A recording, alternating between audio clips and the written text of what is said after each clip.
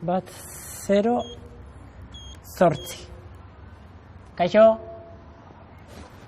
Kaixo? Ez.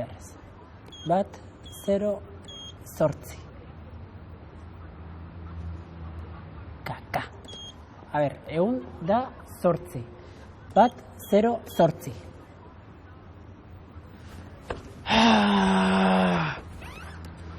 Bat, 0, 8. Kaixo, lagunduko dizut?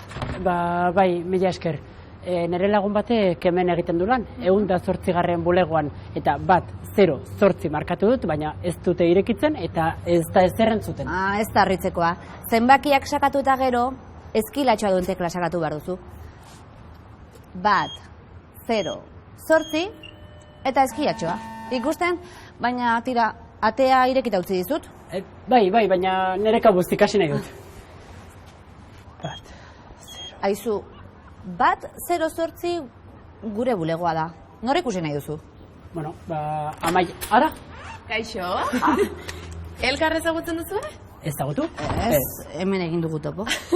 Ez duzu elkar ezagutzen, baina hizketan ari zarete. Josu, hau Izaro da, argazkilaria esan izu, bai?